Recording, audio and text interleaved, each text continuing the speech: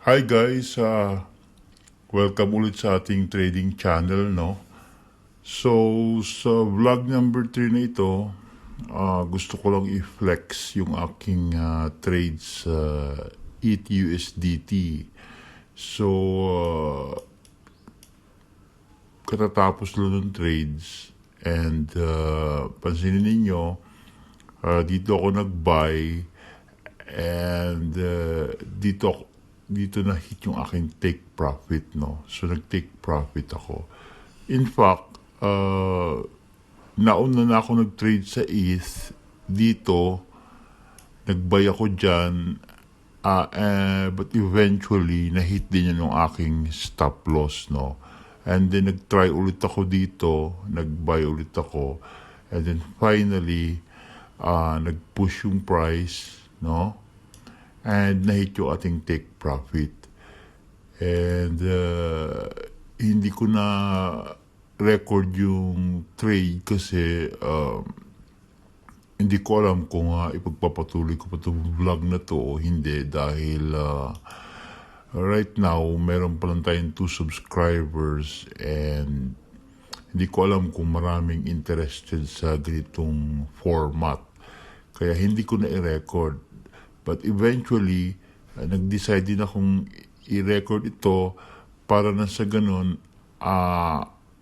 kumbaga sa yung tinuro ko nung vlog number 2 kung paano magbasa ng chart, no? Para maka-timing sa pag-buy and sell ng market.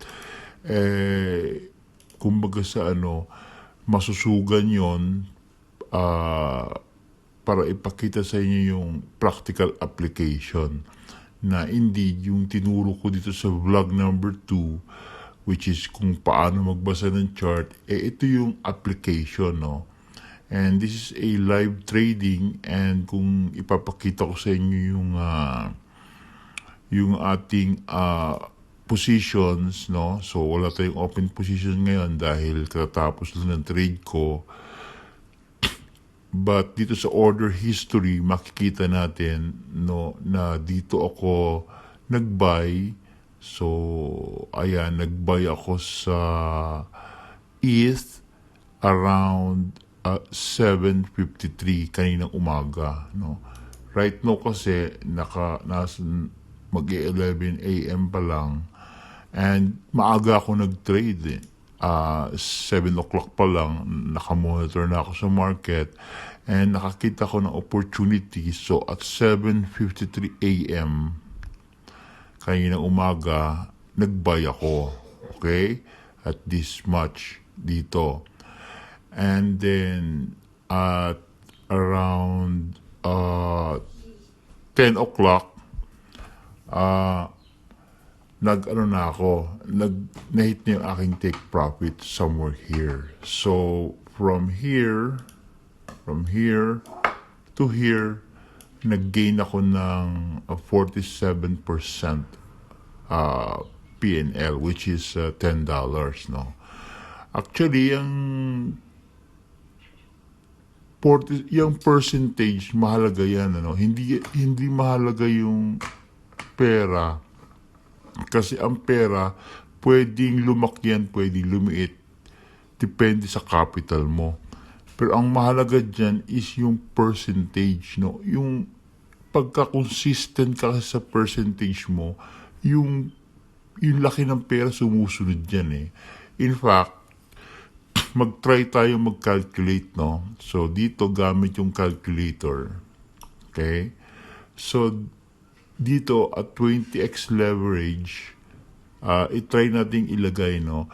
So at nag-entry ako sa 3827, no? 3,827.51. Yan ang price ng ETH in USDT, no? USD Tether. So ang price ng ETH in USDT is 3,827.51. Diyan ako nag-entry, And then nahit yung aking take profit, no? Sa presyong 3,919, no? 3919.09. Okay? And ang value is 0.11 no? Yan ang amount na binay ko, no? Kasi yan lang ang kaya ng aking capital. Okay? So, pag kinalculate natin yan, take note na ang margin para makapag-open ka ng buy position sa ETH, USDT, at 0.11 ETH, no, ay 21.06 USDT. Okay? And since meron akong 22 something, kaya pasok pa rin. Kaya ako nakapag-buy ng 0.11 ETH, no, at this price, no, 3827.51. And sinuwerte tayo, na-hit yung ating take profit. Okay, so kaya kumita tayo ng 10.07 USDT.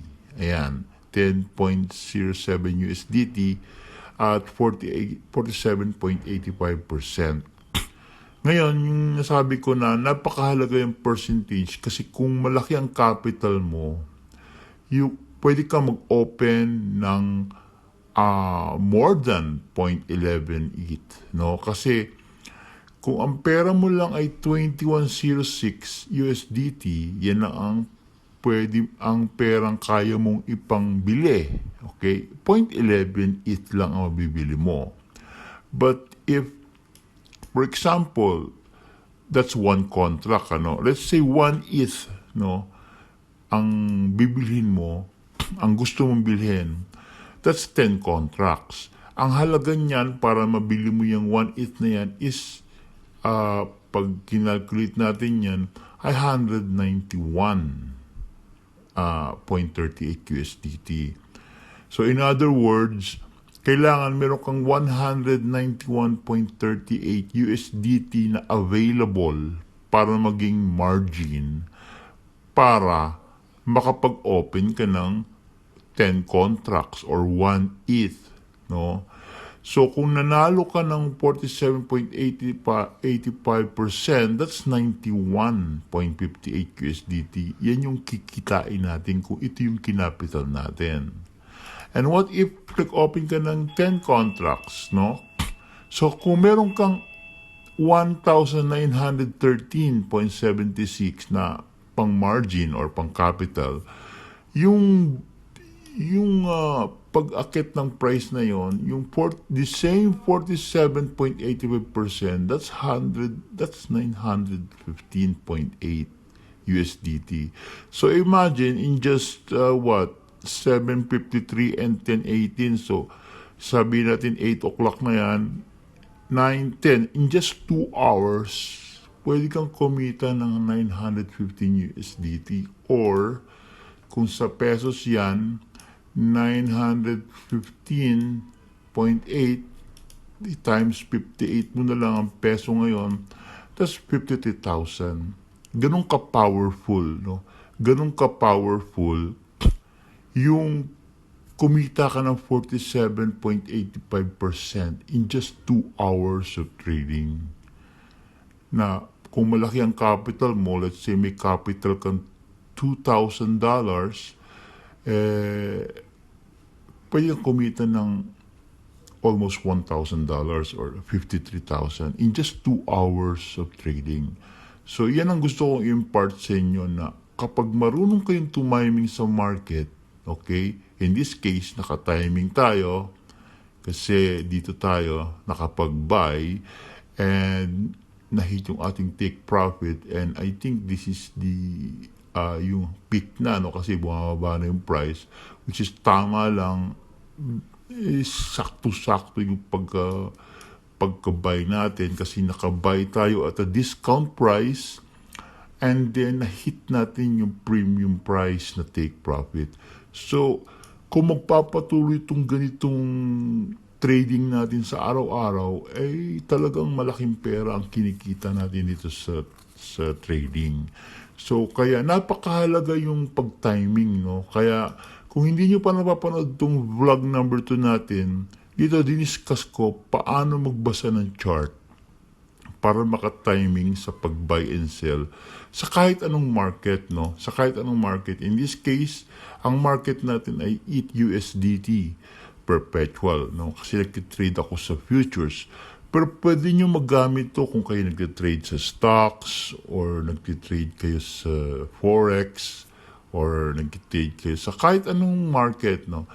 Basta kumbaga sa makuha niyo yung principle, no? Makuha niyo yung principle na paano magbasa ng chart, makaka-timing kayo more or less paano mag-buy and sell, and malilimitahan yung inyong losses, and hopefully mag-run yung inyong profits. So yan lang gusto kong i-share sa inyo, na I hope na sa video na ito may natutunan kayo.